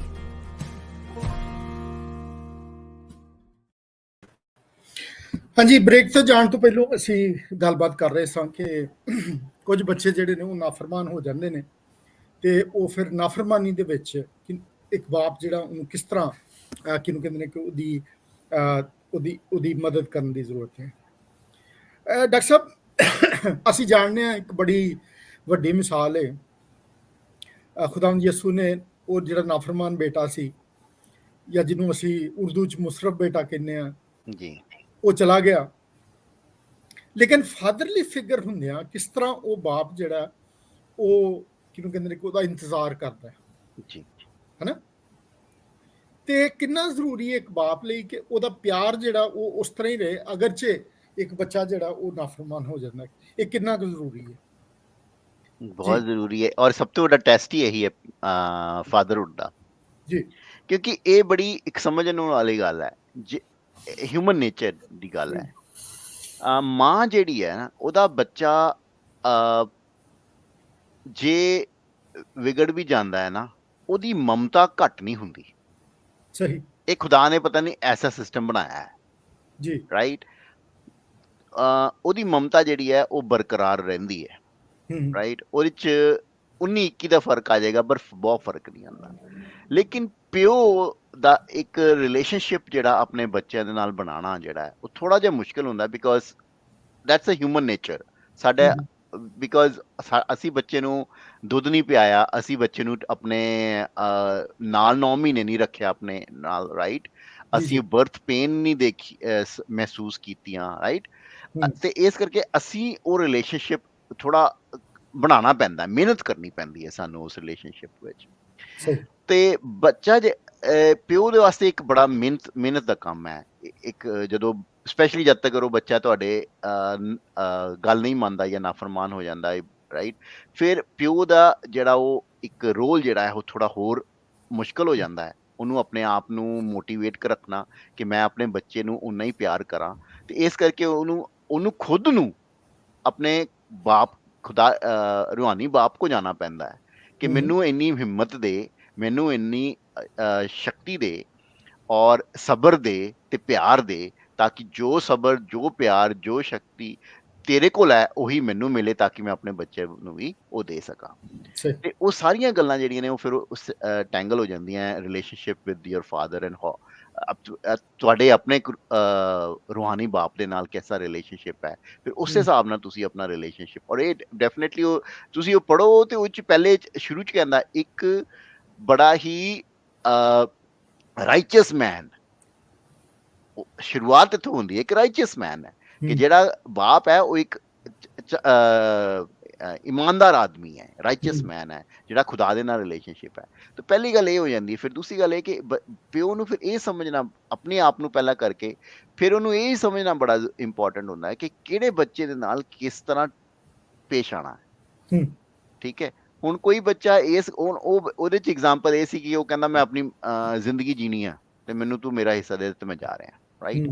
ਕੋਈ ਬੱਚਾ ਕਹਿ ਸਕਦਾ ਕਿ ਮੈਂ ਜਿਹੜਾ ਤੂੰ ਮੈਨੂੰ ਕਹਿ ਰਿਹਾ ਹੈ ਕਿ ਤੂੰ ਪਾਸਟਰ ਬਣ, ਤੇ ਮੈਂ ਪਾਸਟਰ ਨਹੀਂ ਬਣਨਾ, ਰਾਈਟ। ਮੈਂ ਕੋਈ ਹੋਰ ਕੰਮ ਕਰਨਾ, ਮੈਂ ਕਾਰਪੋਰੇਟ ਵਰਲਡ 'ਚ ਜਾਣਾ, ਮੈਂ ਅਮੀਰ ਬਣਨਾ, ਮੈਂ ਪੈਸੇ ਕਮਾਣੇ ਆ, ਰਾਈਟ। ਤੇ ਉਹ ਆਪਣੀ ਜ਼ਿੰਦਗੀ ਦਾ ਉਹਨੇ ਪਿਓ ਦੇ ਨਾਂ ਕਹੇ ਤੇ ਦੂਸਰੀ ਤਰਫ ਚਲਾ ਗਿਆ। ਹੁਣ ਉਸ ਬੱਚੇ ਦਾ ਤੇ ਇੱਕ ਬੱਚੇ ਦਾ ਰਿਲੇਸ਼ਨਸ਼ਿਪ ਵੱਖਰਾ ਹੈ, ਪਿਓ ਨੇ ਕਿੱਦਾਂ ਡੀਲ ਕਰਨਾ। ਔਰ ਉਹ 'ਚ ਐਗਜ਼ਾਮਪਲ ਵੀ ਹੈ ਬਾਈਬਲ 'ਚ, ਜਿਹੜਾ ਵੱਡਾ ਭਰਾ ਸੀ ਉਹ ਨਾਰਾਜ਼ ਹੋ ਗਿਆ ਸੀ, ਬਿਲਕੁਲ, ਰਾਈਟ। ਫਿਰ ਕਿਸ ਤਰ੍ਹਾਂ ਪਿਓ ਨੇ ਬੜੀ ਅੱਛੀ ਸਟੋਰੀ ਹੈ ਐਕਚੁਅਲੀ, ਦਾ ਲੋਕੀ ਬਹੁਤ ਬੜੇ ਅੱਛੇ ਤਰੀਕੇ ਦੇ ਨਾਲ ਪਿਓ ਫਿਰ ਉਹਦੇ ਨਾਲ ਕਿੱਦਾਂ ਡੀਲ ਕਰਦਾ। ਦੇਖੋ ਹਾਂਜੀ, ਮੈਂ ਅਕਸਰ, ਸੌਰੀ ਤੁਹਾਡੀ ਗੱਲ ਕੱਟਣਿਆ, ਮੈਂ ਕਹਿੰਦਾ ਕਿ ਇੱਕ ਬਾਹਰ ਗਵਾਚ ਗਿਆ ਸੀ ਤੇ ਇੱਕ ਘਰ ਦੇ ਵਿੱਚ ਹੀ ਗਵਾਚ ਗਿਆ। ਬਿਲਕੁਲ ਠੀਕ, ਬਿਲਕੁਲ ਠੀਕ। ਇਹ ਕਿਸ ਤਰ੍ਹਾਂ ਫਿਰ ਉਸ ਪਿਓ ਨੇ ਦੋਵੇਂ ਬੱਚਿਆਂ ਨੂੰ ਰੀਕਨਸਾਈਲ ਕੀਤਾ, ਆਪਣੇ ਨਾਲ ਵੀ, ਇੱਕ ਦੂਸਰੇ ਦੇ ਨਾਲ ਵੀ, ਪਰਿਵਾਰ ਦੇ ਨਾਲ ਵੀ, ਰਾਈਟ। ਤੇ ਉਹ ਸਾਰਾ ਰੋਲ ਜਿਹੜਾ ਸੀ ਉਹ ਪਿਓ ਦਾ ਸੀਗਾ। ਤੇ ਇਹ ਖੁਦਾ ਦਾ, ਇਸ ਕਰਕੇ ਅਸੀਂ ਜਦੋਂ ਇਹ ਸੋਚਦੇ ਹਾਂ ਕਿ ਯਾਰ ਖੁਦਾ ਨੇ ਉਹਨੂੰ ਉਹਦੇ 10 ਗੁਨਾਹ ਮਾਫ ਕਰਤੇ, ਮੇਰਾ ਇੱਕ ਵੀ ਨਹੀਂ ਕਰਦਾ, ਰਾਈਟ। ਇਹ ਗੱਲ ਨਹੀਂ ਕਿ ਉਹਨੇ ਤੇਰਾ ਇੱਕ ਗੁਨਾਹ ਮਾਫ ਨਹੀਂ ਕੀਤਾ, ਲੇਕਿਨ ਉਹ ਮੈਨੂੰ ਇਸ ਗੱਲ ਦੀ ਜ਼ਿਆਦਾ ਦੁੱਖ ਹੁੰਦਾ ਕਿ ਉਹਦੇ 10 ਮਾਫ ਕਰਤੇ, ਮੇਰਾ ਇੱਕ ਹੀ ਕੀਤਾ। ਤੇ ਇਹ ਜਿਹੜੀ ਗੱਲ ਹੈ, ਇਹ ਸਮਝਣਾ ਬੜੀ ਜ਼ਰੂਰੀ ਹੈ ਕਿ ਇਨਸਾਨ ਬਾਪ ਦੇ ਵਾਸਤੇ ਕਿ ਉਹਨੂੰ ਕਿਸ ਤਰ੍ਹਾਂ ਆਪਣੇ ਹਰ ਬੱਚੇ ਦੇ ਨਾਲ, ਔਰ ਇਹ ਤਦੇ ਹੋ ਸਕਦਾ, ਤੁਸੀਂ ਤਦੇ ਸਮਝ ਸਕਦੇ ਹੋ ਕਿ ਮੈਂ ਆਪਣੇ ਇੱਕ ਬੱਚੇ ਦੇ ਨਾਲ ਕਿੱਦਾਂ ਡੀਲ ਕਰਨਾ ਤੇ ਦੂਸਰੇ ਨਾਲ ਕਿੱਦਾਂ ਡੀਲ ਕਰਨਾ, ਜਦ ਤੱਕ ਤੁਸੀਂ ਉਹਨਾਂ ਦੇ ਨਾਲ ਟਾਈਮ ਨਹੀਂ ਸਪੈਂਡ ਕਰਦੇ। ਜੇ ਤੁਸੀਂ ਉਹਨਾਂ ਨਾਲ ਟਾਈਮ ਨਹੀਂ ਸਪੈਂਡ ਕੀਤਾ, ਤੁਸੀਂ ਕਦੀ ਵੀ ਨਹੀਂ ਸਮਝ ਪਾਓਗੇ ਕਿ ਬੱਚਾ ਕਿੱਦਾਂ ਗੱਲ ਨੂੰ ਸਮਝੇਗਾ ਤੇ ਬੱਚਾ ਕਿੱਦਾਂ ਗੱਲ ਨੂੰ ਸਮਝੇਗਾ। ਦੇयर इज ਆਲਵੇਜ਼ ਅ ਡਿਫਰੈਂਸ। ਸਹੀ, ਥੈਂਕ ਯੂ ਜੀ, ਬਹੁਤ ਅੱਛਾ। ਬੜੀ ਅੱਛੀ ਮਿਸਾਲ ਹੈ, ਯਾਨੀ ਹੈ ਜਿਹੜੀ ਤਮਸੀਲ ਹੈ ਖੁਦਾਵੰਦ ਯਿਸੂ ਮਸੀਹ ਨੇ ਦਿੱਤੀ ਜੀ, ਕਿ ਇੱਕ ਬੱਚਾ ਬਾਹਰ ਗਵਾਚ ਗਿਆ ਤੇ ਇੱਕ ਘਰ ਹੀ ਗਵਾਚ ਗਿਆ। ਤੇ ਕਿਹਨੂੰ ਕਹਿੰਦੇ ਨੇ ਕਿ ਵਾਕਈ ਇਹਦੇ 'ਚ ਬੜੀ ਵੱਡੀ ਗੱਲ ਹੈ ਕਿ ਸਾਨੂੰ ਇਹ ਸਮਝਣ ਦੀ ਜ਼ਰੂਰਤ ਹੈ ਕਿ ਕਿਸ ਤਰ੍ਹਾਂ ਅਸੀਂ ਹਰ ਇੱਕ ਬੱਚਾ ਜਿਹੜਾ ਉਹਦੇ ਨਾਲ ਅਸੀਂ ਡੀਲ ਕਰ ਸਕਦੇ ਹਾਂ। ਜੀ ਹਾਂਜੀ ਬ੍ਰਦਰ ਜੀ, ਇਹਦੇ 'ਚ ਇੱਕ ਗੱਲ ਹੋਰ ਹੈ, ਜਿਹੜੀ ਪ੍ਰੇਅਰ ਜਾਂ ਜਿਹੜੀ ਮੰਗਣ ਦੇ ਬਾਰੇ 'ਚ, ਤੇ ਆਖਰ 'ਚ ਯਾਨੀ ਜਦੋਂ ਕਿਹਾ ਗਿਆ ਕਿ ਤੁਸੀਂ ਜਿਹੜੇ ਯਾਨੀ ਦੁਨਿਆਵੀ ਬਾਪ ਹੁੰਦਿਆਂ ਚੰਗੀਆਂ ਚੀਜ਼ਾਂ ਦੇਣਾ ਜਾਣਦੇ ਹੋ, ਤੁਹਾਡਾ ਅਸਮਾਨੀ ਬਾਪ ਜਿਹੜਾ ਉਹ ਤੁਹਾਨੂੰ ਚੰਗੀਆਂ ਚੀਜ਼ਾਂ ਕਿਉਂ ਨਾ ਦੇਗਾ। ਸੋ ਮੈਂ ਪੁੱਛਣਾ ਚਾਹਾਂਗਾ ਕਿ ਜਦੋਂ ਅਸੀਂ ਦੁਆ 'ਚ ਕੁਛ ਮੰਗਨੇ ਆ ਜਾਂ ਜੋ ਕੁਛ ਅਸੀਂ ਉਹਦੇ ਕੋਲ ਰਿਕੁਐਸਟ ਕਰਨੇ ਆ, ਉਹਦੇ 'ਚ ਕਿੰਨੀ ਕੁ ਸਾਨੂੰ ਆਪਣੀ ਅਕਲ ਔਰ ਸਮਝ ਔਰ ਕਿਹਨੂੰ ਕਹਿੰਦੇ ਕਿ ਆਪਣੇ ਆਪ ਨੂੰ ਜਾਣਨਾ ਚਾਹੀਦਾ ਕਿ ਅਸੀਂ ਇਹ ਚੀਜ਼ ਜਿਹੜੀ ਹੈ ਉਹਦੇ ਕੋਲ ਮੰਗੀਏ ਜਿਹੜੀ ਸਹੀ ਚੀਜ਼ ਹੈ। ਕਿੰਨਾ ਜ਼ਰੂਰੀ ਹੈ ਇਹ ਗੱਲ ਜੀ ਬ੍ਰਦਰ ਜੀ? ਇਹ ਬਹੁਤ ਅੱਛਾ ਸਵਾਲ ਤੁਸੀਂ ਕੀਤਾ, ਤੇ ਜੋ ਡਾਕਟਰ ਸਾਹਿਬ ਨੇ ਤੇ ਤੁਸੀਂ ਉਹ ਗੱਲ ਕੀਤੀ ਪ੍ਰੋਡੀਗਲ ਸਨ ਦੀ, ਤੇ ਇੱਕ ਛੋਟੀ ਜਿਹੀ ਐਗਜ਼ਾਮਪਲ ਉਹਦੇ ਨਾਲ ਮੈਂ ਐਡ ਕਰਕੇ ਤੇ ਅੱਗੇ ਚੱਲਾਂਗਾ। ਜੀ ਜੀ। ਮੈਂ ਇੱਕ ਕਿਤਾਬ ਪੜ੍ਹ ਰਿਹਾ ਸੀ, ਉਹ ਬੜੀ ਰੀਸੈਂਟਲੀ ਉਹ ਸੀ ਕਿ ਇੱਕ ਬਾਪ ਹੈ ਤੇ ਉਹਦਾ ਇੱਕ ਬੇਟਾ ਹੈ। ਬੇਟਾ ਬੜਾ ਅੱਛਾ ਪੜ੍ਹਨ ਵਾਲਾ ਹੈ ਤੇ ਬਾਪ ਬਹੁਤ ਅਮੀਰ ਹੈ, ਤੇ ਉਹ ਬੇਟੇ ਨੇ ਨਾ ਆਪਣੇ ਬਾਪ ਨੂੰ ਕਿਹਾ ਕਿ ਮੈਨੂੰ ਸਪੋਰਟਸ ਕਾਰ ਲੈ ਦੇ। ਉਹ ਕਹਿੰਦਾ ਕਿ ਤੂੰ ਮਿਹਨਤ ਕਰ, ਜੇ ਤੂੰ ਅੱਛਾ ਕਰੇਗਾ ਤੇ ਡੈਫੀਨੇਟਲੀ ਮੈਂ ਨਾ ਤੈਨੂੰ ਉਹ ਗਿਫਟ ਜਿਹੜਾ ਹੈ ਜ਼ਰੂਰ ਕਰਾਂਗਾ। ਉਹ ਬੱਚੇ ਨੇ ਬੜੀ ਮਿਹਨਤ ਕੀਤੀ, ਟੌਪ ਕੀਤਾ ਉਹਨੇ, ਤੇ ਬਾਪ ਗਿਆ ਸ਼ੋਰੂਮ ਦੇ ਵਿੱਚ। ਉਹ ਸਪੋਰਟਸ ਕਾਰ ਇੱਕੋ ਸੀ, ਬੜੀ ਮਹਿੰਗੀ ਕਾਰ ਸੀ। ਉਹਨੇ ਨਾ ਉਹ ਖਰੀਦ ਲਈ ਔਰ ਉਹ ਕਾਰ ਦੇ ਉੱਤੇ ਲਿਖ ਲਿਆ ਸੋਲਡ। ਸੋਲਡ ਹੋ ਗਈ ਹੈ ਜੀ। ਅੱਛਾ। ਉਹਨੇ ਬਾਪ ਨੇ, ਉਹਦਾ ਰਿਜ਼ਲਟ ਆ ਗਿਆ ਤੇ ਉਹਨੇ ਇੱਕ ਬਾਈਬਲ ਲਈ, ਉਹਨੂੰ ਪੈਕ ਕੀਤਾ। ਪੈਕ ਕਰਕੇ ਤੇ ਉਹਦੇ ਵਿੱਚ ਜਿਹੜੇ ਸੀ ਇੱਕ ਕਾਰਡ ਲਿਖਿਆ, ਉਹ ਕਾਰਡ ਦੇ ਵਿੱਚ ਜਿਹੜੇ ਸੀ ਉਹ ਕਾਰ ਦੀ ਚਾਬੀ ਰੱਖੀ। ਸਹੀ। ਔਰ ਉਹ ਜਦੋਂ ਬੇਟਾ ਆਇਆ ਤੇ ਉਹਨੇ ਆਪਣੇ ਬੇਟੇ ਨੂੰ ਉਹ ਜਿਹੜਾ ਹੈ ਉਹ ਗਿਫਟ ਦਿੱਤਾ। ਉਹਨੇ ਨਾ ਉਹਨੂੰ ਖੋਲ ਕੇ ਨਹੀਂ ਵੇਖਿਆ। ਉਹਨੂੰ ਗੁੱਸਾ ਬੜਾ ਚੜ ਗਿਆ ਕਿ ਮੈਂ ਤੇ ਕਾਰ ਮੰਗੀ ਤੇ ਮੈਨੂੰ ਇਹ ਕਿਤਾਬ ਕੇ ਪਤਾ ਨਹੀਂ ਕੀ ਦੇ ਦਿੱਤਾ ਇਹਨੇ ਬਾਕਸ ਜਿਹਾ। ਉਹਨੇ ਖੋਲਿਆ ਨਹੀਂ ਉਹਨੂੰ। ਆਹੋ। ਤੇ ਗੁੱਸੇ ਹੋ ਕੇ ਤੇ ਘਰੋਂ ਨਿਕਲ ਗਿਆ। ਅੱਛਾ। ਚਲੇ ਗਿਆ ਬਾਹਰ, ਕਿਉਂਕਿ ਅੱਛਾ ਪੜ੍ਹਿਆ ਸੀ, ਉਹ ਟੌਪਰ ਸੀ, ਬੜੀ ਅੱਛੀ ਉਹਨੂੰ ਜੌਬ ਮਿਲ ਗਈ, ਸ਼ਾਦੀ ਵੀ ਕਰ ਲਈ, ਉਹਦੇ ਬੱਚੇ ਵੀ ਹੋ ਗਏ। ਕਿਸੇ ਨੇ ਉਹਨੂੰ ਖਬਰ ਦਿੱਤੀ ਕਿ ਤੇਰਾ ਪਿਓ ਜਿਹੜਾ ਹੈ ਉਹ ਬਿਮਾਰ ਹੋ ਗਿਆ ਹੈ ਤੇ ਉਹਦੀ ਖਬਰ ਲਈ ਤੂੰ ਆ। ਤੇ ਜਦੋਂ ਤੱਕ ਉਹ ਆਇਆ ਤੇ ਉਹਦਾ ਫਾਦਰ ਜਿਹੜਾ ਸੀ ਉਹ ਇਸ ਜਹਾਨ ਤੋਂ ਜਿਹੜਾ ਹੈ ਉਹ ਕੂਚ ਕਰ ਗਿਆ। ਉਹਨੇ ਨਾ ਉਹ ਗਿਫਟ ਜਿਹੜਾ ਦਿੱਤਾ ਸੀ ਉਹਦੇ ਪਿਓ ਨੂੰ, ਉਹ ਕਹਿੰਦਾ ਮੈਂ ਇਹਨੂੰ ਖੋਲ ਕੇ ਤੇ ਦੇਖਾਂ। ਉਹਨੇ ਜਦੋਂ ਉਹਨੂੰ ਖੋਲ ਕੇ ਵੇਖਿਆ ਤੇ ਉਹ ਕਾਰ ਅਜੇ ਵੀ ਉੱਥੇ ਹੀ, ਉਸੇ ਹੀ ਸ਼ੋਰੂਮ ਦੇ ਵਿੱਚ ਸੀ ਜਿਹਦੇ ਤੇ ਲਿਖਿਆ ਸੀ ਸੋਲਡ, ਤੇ ਉਹ ਚਾਬੀ ਉਹਦੇ ਵਿੱਚ ਸੀ। ਸਹੀ। ਇਸੇ ਤਰ੍ਹਾਂ ਉਸ ਸਵਰਗੀ ਪਿਤਾ ਨੇ ਸਾਨੂੰ ਇਹ ਵਚਨ ਦਿੱਤਾ ਹੈ। ਜਿੰਨੇ ਦੇਰ ਤੱਕ ਅਸੀਂ ਇਸ ਨੂੰ ਖੋਲ ਕੇ ਨਹੀਂ ਪੜ੍ਹਦੇ ਆ ਨਾ, ਬਹੁਤ ਅੱਛਾ, ਬਹੁਤ ਅੱਛਾ, ਉਹਨੇ ਦੇਰ ਤੱਕ ਸਾਡੇ ਵਾਸਤੇ ਬਰਕਤਾਂ ਜਿਹੜੀਆਂ ਨੇ, ਬੜੇ ਗਿਫਟ ਨੇ ਇਹਦੇ ਵਿੱਚ। ਕਿ ਜਿਹੜਾ ਪਿਛਲਾ ਅਧਿਆਇ ਹੈ, ਜੇ ਉਸ ਮੱਤੀ 6 ਬਾਪ ਉਹਦੀ 33 ਆਇਤ ਨੂੰ ਹੀ ਪੜ੍ਹਦੇ ਹਾਂ, ਉਹਦੇ ਤੇ ਲਿਖਿਆ ਕਿ ਸਭ ਤੋਂ ਪਹਿਲਾਂ ਤੁਸੀਂ ਪਰਮੇਸ਼ਰ ਦੇ ਰਾਜ ਦੀ ਖੋਜ ਕਰੋ ਤੇ ਦੂਜੀਆਂ ਚੀਜ਼ਾਂ ਤੁਹਾਨੂੰ ਦਿੱਤੀਆਂ ਜਾਣਗੀਆਂ। ਬਹੁਤ ਅੱਛਾ।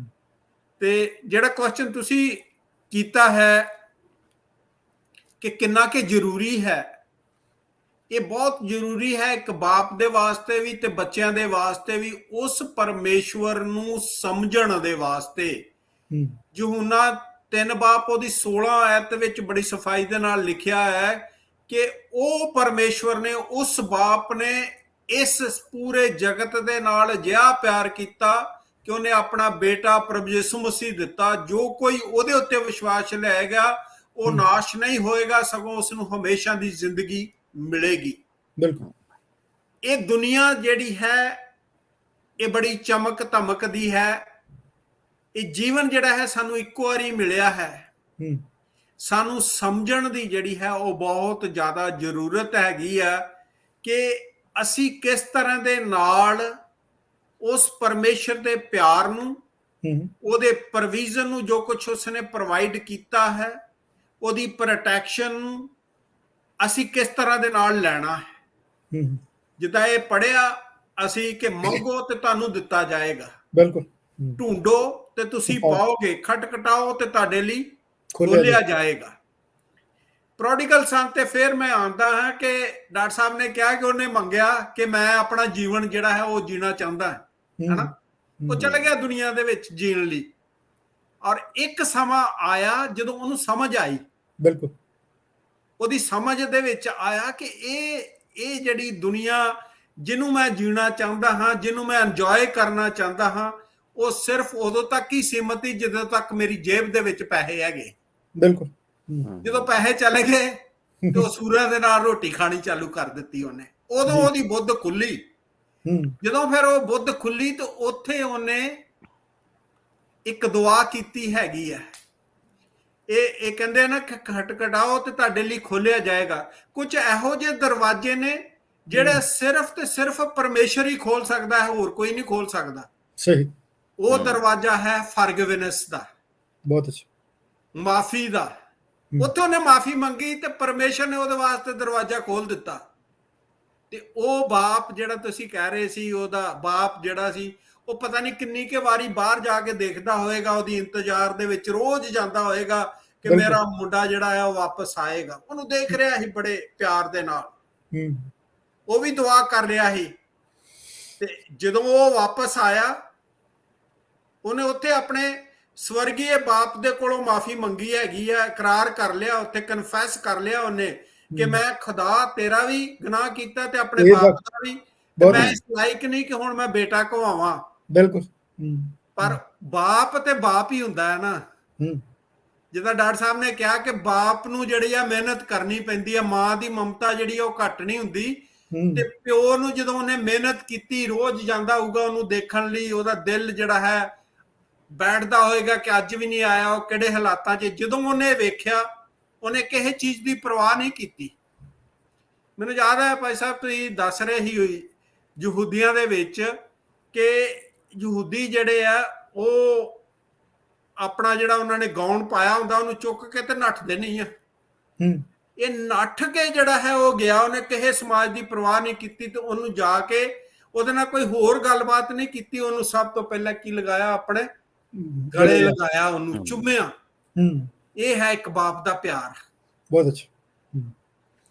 ਤੇ ਇਹ ਬੜਾ ਜ਼ਰੂਰੀ ਹੈ ਜੀ ਕਿ ਬਾਪ ਨੂੰ ਜਿਹੜਾ ਹੈ ਵਰਕਆਊਟ ਕਰਨਾ ਪਏਗਾ, ਟਾਈਮ ਦੇਣਾ ਪਏਗਾ ਬੱਚਿਆਂ ਦੇ ਵਾਸਤੇ। ਜਦੋਂ ਦੇਗਾ ਤੇ ਬੱਚੇ ਜਿਹੜੇ ਆ ਕਦੀ ਵੀ ਜੇ ਉਹ ਦੂਸਰੇ ਰਾਹ ਦੇ ਉੱਤੇ ਚੱਲ ਗਏ ਨੇ ਤੇ ਉਹ ਫਿਰ ਵਾਪਸ ਜਿਹੜੇ ਨੇ ਉਹ ਆਉਣਗੇ। ਹਾਂਜੀ, ਬਹੁਤ ਸ਼ੁਕਰੀਆ ਬ੍ਰਦਰ ਜੀ, ਤੁਸੀਂ ਬੜੀ ਸਫਾਈ ਨਾਲ ਔਰ ਬੜੇ ਖੋਲ ਕੇ ਤੁਸੀਂ ਇਹ ਗੱਲ ਸਾਡੇ ਨਾਲ ਕੀਤੀ। ਡਾਕਟਰ ਸਾਹਿਬ, ਮੈਂ ਹੋਰ ਇੱਕ ਗੱਲ ਪੁੱਛਾਂਗਾ ਕਿ ਕਿੰਨਾ ਜ਼ਰੂਰੀ ਹੈ, ਜਿਸ ਤਰ੍ਹਾਂ ਬ੍ਰਦਰ ਜੀ ਨੇ ਦੱਸਿਆ ਕਿ 6ਵੇਂ ਬਾਬ ਦੇ ਵਿੱਚ ਜ਼ਿਕਰ ਹੈ ਵੀ ਤੁਸੀਂ ਫਿਕਰ ਕਰਕੇ ਤੇ ਆਪਣੇ ਕਿਹਨੂੰ ਕਹਿੰਦੇ ਨੇ ਕਿ ਕੁਝ ਵੀ ਨਹੀਂ ਕਰ ਸਕਦੇ ਜੇ ਫਿਕਰ ਹੀ ਕਰਦੇ ਰਹੋਗੇ। ਤੇ ਲੇਕਿਨ ਖੁਦਾ ਜਿਹੜਾ ਉਹ ਪ੍ਰੋਵਾਈਡਰ ਹੈ, ਉਹ ਮੁਹੱਈਆ ਕਰਨ ਵਾਲਾ ਹੈ, ਤੇ ਉਹ ਜ਼ਰੂਰ ਤੁਹਾਨੂੰ ਚੰਗੀਆਂ ਚੀਜ਼ਾਂ ਨਾਲ ਕਿਹਨੂੰ ਕਹਿੰਦੇ ਸਿਹਤ ਤੇ ਅਸੂਦਾ ਕਰੇਗਾ।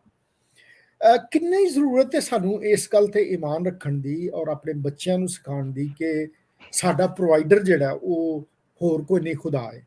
ਠੀਕ ਹੈ, ਅਗਰ ਅਸੀਂ ਇਹਦੇ ਤੇ ਈਮਾਨ ਰੱਖਾਂਗੇ ਤੇ ਸਾਡੇ ਬੱਚੇ ਵੀ ਜ਼ਰੂਰ ਇਹਦੇ ਤੇ ਈਮਾਨ ਰੱਖेंगे।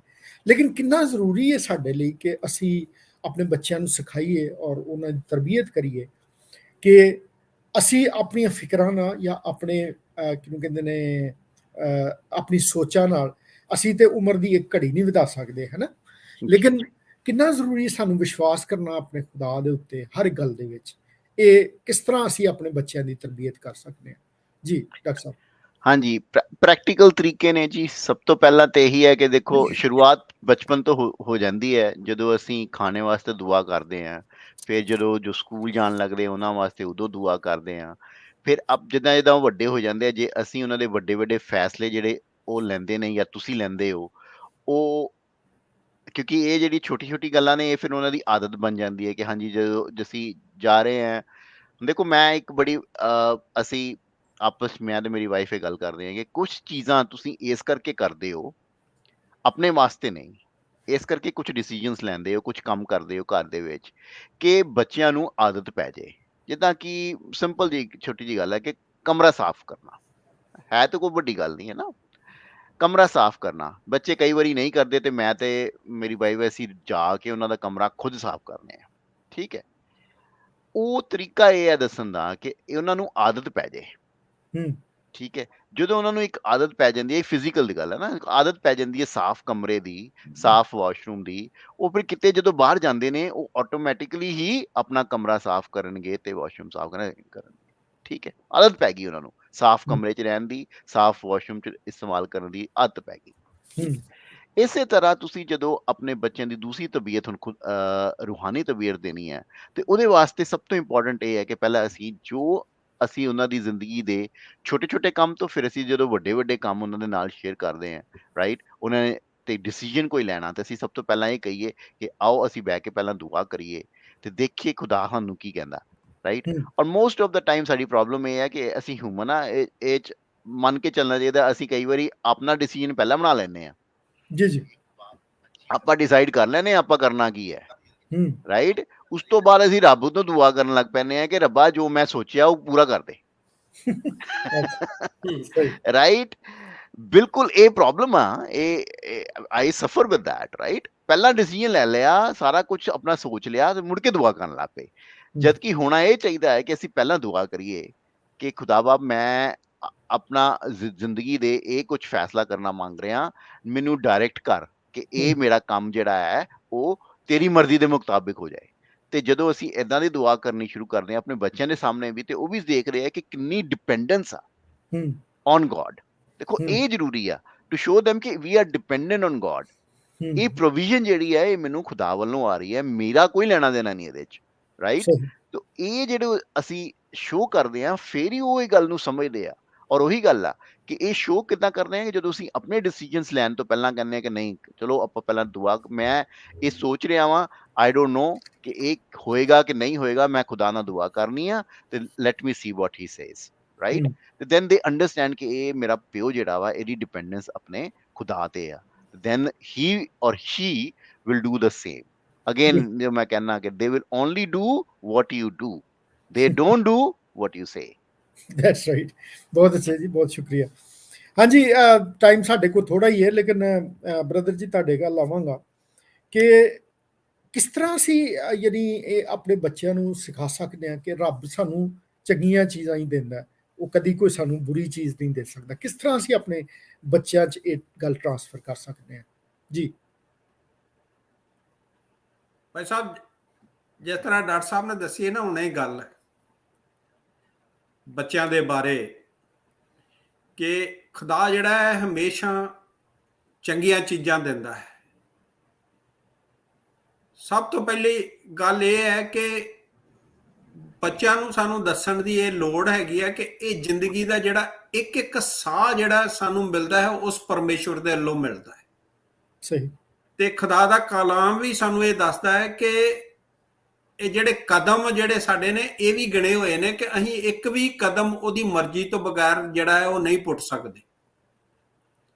ਫਿਰ ਜਦੋਂ ਅਸੀਂ ਸੂਰਜ ਦੇ ਵੱਲ ਦੇਖਦੇ ਹਾਂ ਤੇ ਇਹ ਸੂਰਜ ਜਿਹੜਾ ਹੈ ਇਹ ਸਾਨੂੰ ਲਾਈਟ ਦਿੰਦਾ ਹੈ ਦਿਨ ਦੇ ਵੇਲੇ, ਹੈਨਾ। ਇਹ ਸਭ ਦੇ ਵਾਸਤੇ ਜਿਹੜਾ ਹੈ ਉਹ ਚੜ੍ਹਦਾ ਹੈਗਾ, ਚਾਹੇ ਉਹ ਚੰਗਾ ਹੈ ਤੇ ਚਾਹੇ ਉਹ ਬੁਰਾ ਹੈ। ਹਵਾ ਜਿਹੜੀ ਹੈ ਉਹ ਸਭ ਨੂੰ ਖੁਦਾ ਦਿੰਦਾ ਹੈ, ਬਿਲਕੁਲ। ਪਾਣੀ ਜਿਹੜਾ ਹੈ ਸਭ ਨੂੰ ਖੁਦਾ ਦਿੰਦਾ ਹੈ।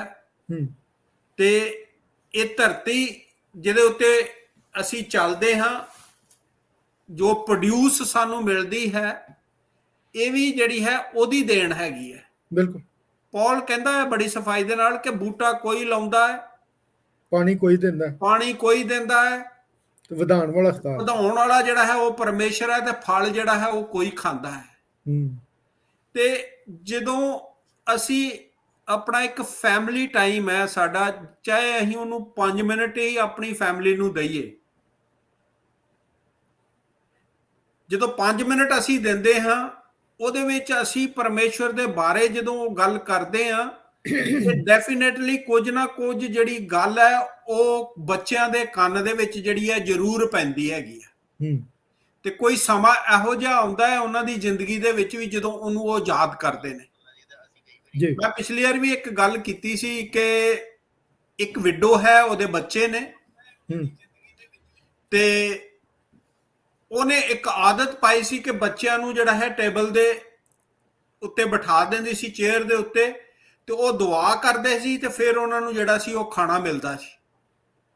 ਇੱਕ ਉਹਨਾਂ ਦੀ ਜਿਹੜੀ ਸੀ ਉਹ ਆਦਤ ਸੀ, ਇੱਕ ਜਿਹੜੀ ਰੂਟੀਨ ਸੀ ਉਹ ਹੋ ਗਈ। ਇੱਕ ਦਿਨ ਮਾਂ ਨਹੀਂ ਸੀ, ਮਾਂ ਗਈ ਸੀ ਬਾਹਰ, ਤੇ ਬੱਚੇ, ਉਹ ਰੋਟੀ ਦਾ ਟਾਈਮ ਹੋ ਗਿਆ, ਉਹ ਟੇਬਲ ਦੇ ਉੱਤੇ ਉਸੇ ਤਰ੍ਹਾਂ ਹੀ ਬੈਠੇ। ਉਹਨਾਂ ਨੇ ਦੁਆ ਕੀਤੀ। ਜਦੋਂ ਦੁਆ ਕੀਤੀ, ਕਿਸੇ ਨੇ ਬੈਲ ਮਾਰੀ ਤੇ ਉਹ ਜਿਹੜਾ ਸੀ ਉਹ ਖਾਣਾ ਉਹਨਾਂ ਦੇ ਘਰ ਦੇ ਬੂਹੇ ਅੱਗੇ ਰੱਖ ਕੇ ਤੇ ਉਹ ਚਲੇ ਗਿਆ। ਤੇ ਉਹ ਇੱਕ ਜਣਾ ਉੱਠਿਆ ਤੇ ਉਹ ਬਾਹਰ ਜਾ ਕੇ ਦੇਖਿਆ ਕਿ ਖਾਣਾ ਪਿਆ, ਉਹ ਖਾਣਾ ਲੈ ਕੇ ਆ ਗਿਆ ਤੇ ਉਹਨਾਂ ਨੇ ਸਾਰਿਆਂ ਨੇ ਖਾ ਲਿਆ। ਮਾਂ ਥੋੜੀ ਦੇਰ ਦੇ ਬਾਅਦ ਆਈ ਤੇ ਮਾਂ ਕਹਿੰਦੀ ਕਿ ਚਲੋ ਆਓ ਟੇਬਲ ਦੇ ਉੱਤੇ ਬੈਠੋ, ਆਪਾਂ ਦੁਆ ਕਰਦੇ ਹਾਂ, ਖਾਣਾ ਖਾਂਦੇ ਹਾਂ। ਉਹ ਕਹਿੰਦੇ ਅਸੀਂ ਤੇ ਖਾਣਾ ਖਾ ਲਿਆ। ਉਹ ਕਹਿੰਦੇ ਤੁਹਾਨੂੰ ਖਾਣਾ ਕਿੱਥੋਂ ਮਿਲਿਆ? ਕਹਿੰਦੇ ਜਿਹੜੇ ਬਾਪ ਦੇ ਕੋਲ ਤੂੰ ਰੋਜ਼ ਦੁਆ ਕਰਦੀ, ਉਹ ਖੁਦਾ ਨੇ ਸਾਨੂੰ ਜਿਹੜੀ ਸੀ ਉਹ ਰੋਟੀ ਦੇ ਦਿੱਤੀ। ਸਹੀ। ਇਹ ਹੈ ਇੱਕ ਆਦਤ ਜਦੋਂ ਅਸੀਂ ਪਾ ਦਿੰਦੇ ਹਾਂ ਆਪਣੇ ਬੱਚਿਆਂ ਦੇ ਵਿੱਚ ਉਸ ਪਰਮੇਸ਼ਰ ਦੇ ਬਾਰੇ, ਕਿ ਉਹ ਪਰਮੇਸ਼ਰ ਹੈ ਜਿਹੜਾ ਸਾਰੀ ਸ੍ਰਿਸ਼ਟੀ ਦਾ ਕਰਤਾ ਹੈ, ਜਿਹਨੇ ਆਪਣੇ ਸ਼ਬਦ ਦੇ ਦੁਆਰਾ ਸਭ ਕੁਝ ਰਚਿਆ ਹੈ।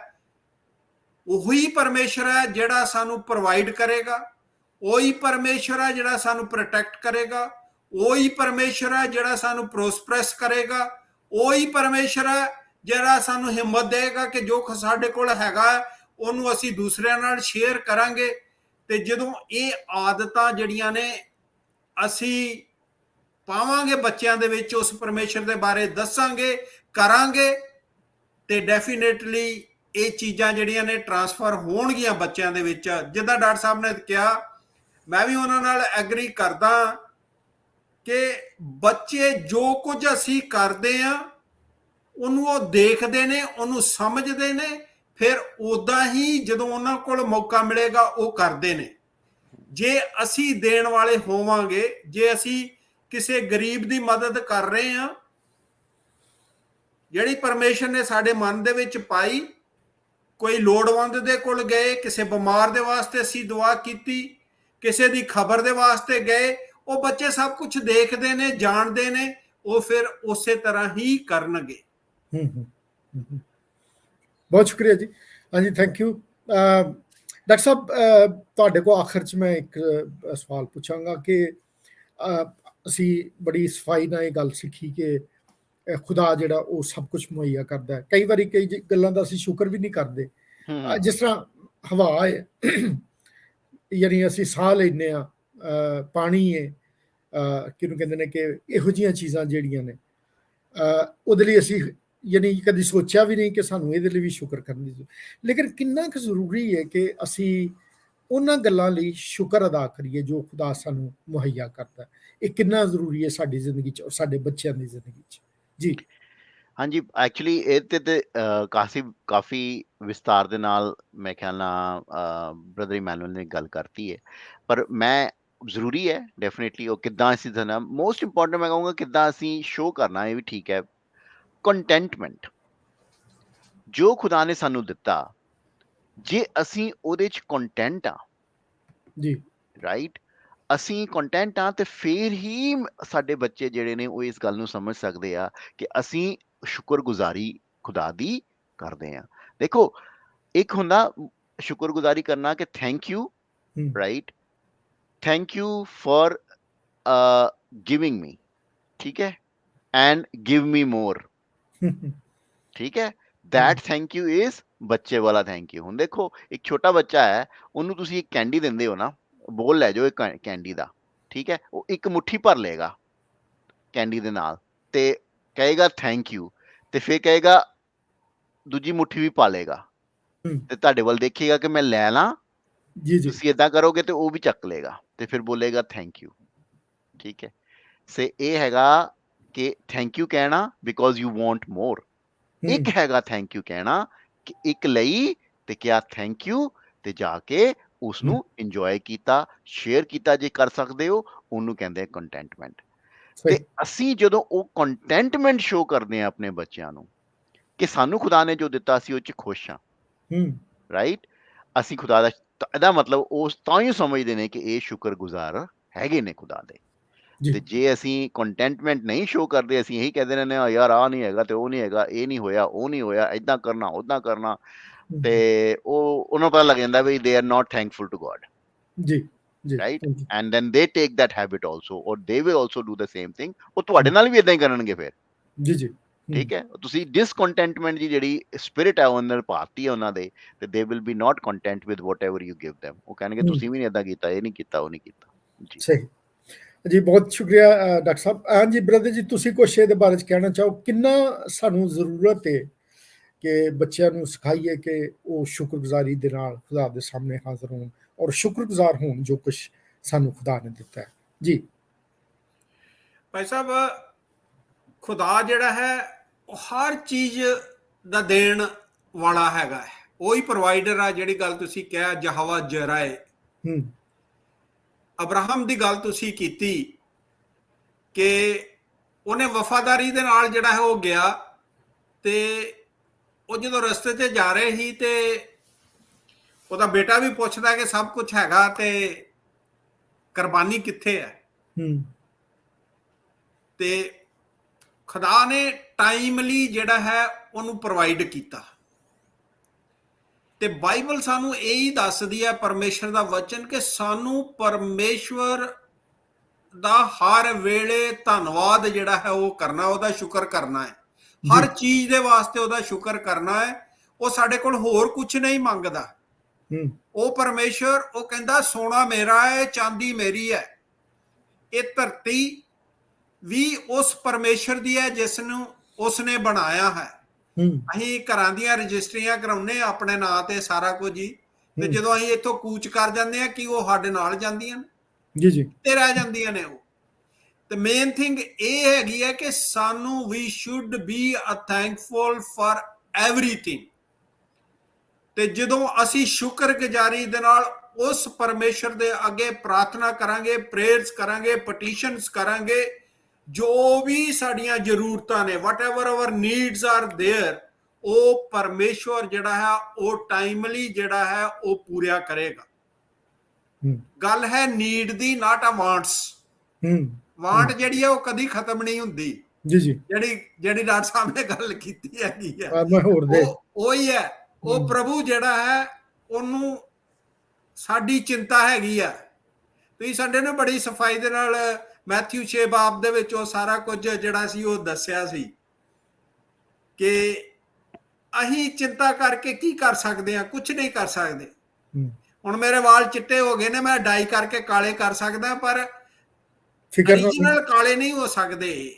ਓਰੀਜਨਲ ਜਿਹੜੇ ਪ੍ਰਭੂ ਨੇ ਕਾਲੇ ਦਿੱਤੇ ਉਹ ਕਾਲੇ ਹੀ ਰਹਿਣੇ ਆ। ਇੱਕ ਵੀ ਵਾਲ ਜਿਹੜਾ ਹੈ ਉਹਦੀ ਮਰਜ਼ੀ ਤੋਂ ਬਗੈਰ ਨਹੀਂ ਡਿੱਗਦਾ। ਉਹਨੇ ਪੰਛੀਆਂ ਦੀ ਵੀ ਐਗਜ਼ਾਮਪਲ ਦਿੱਤੀ। ਤੇ we should be thankful to God for everything whatever he has given to ਅਸ।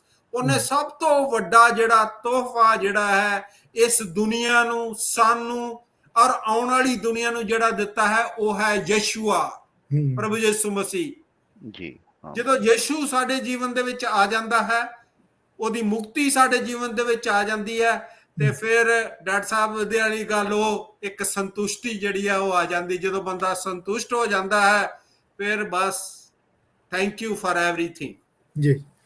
ਬਹੁਤ ਜ਼ਰੂਰੀ ਹੈ ਜੀ ਕਹਿਣਾ ਥੈਂਕ ਯੂ। ਬਹੁਤ ਸ਼ੁਕਰੀਆ ਜੀ। ਬੜੀਆਂ ਸੋਹਣੀਆਂ ਗੱਲਾਂ ਹੋ ਰਹੀਆਂ ਨੇ, ਲੇਕਿਨ ਸਾਡੇ ਹੁਣ ਇਹ ਟਾਈਮ ਖਤਮ ਹੋਣ ਦਾ, ਪ੍ਰੋਗਰਾਮ ਨੂੰ ਖਤਮ ਕਰਨ ਦਾ ਟਾਈਮ ਆ ਗਿਆ। ਉਮੀਦ ਹੈ ਕਿ ਤੁਹਾਨੂੰ ਅੱਜ ਦਾ ਪ੍ਰੋਗਰਾਮ ਪਸੰਦ ਆਇਆ ਹੋਵੇਗਾ, ਤੁਹਾਨੂੰ ਬਰਕਤ ਮਿਲੀ ਹੋਵੇਗੀ। ਜ਼ਰੂਰ ਸਾਨੂੰ ਆਪਣੀ ਰਾਏ ਨਾਲ ਆਗਾਹ ਕਰਦੇ ਰਿਹਾ ਕਰੋ ਤਾਂ ਕਿ ਅਸੀਂ ਹੋਰ ਬਿਹਤਰ ਤਰੀਕੇ ਨਾਲ ਇਸ ਪ੍ਰੋਗਰਾਮ ਨੂੰ ਕਰ ਸਕੀਏ। ਸੋ ਅੱਜ ਦੀ ਇਹ ਸਾਰੀ ਮਹਿਫਲ ਨੂੰ ਖਤਮ ਕਰਕੇ ਸਾਡੇ ਸਾਰਿਆਂ ਵੱਲੋਂ ਰੱਬ ਰਾਖਾ।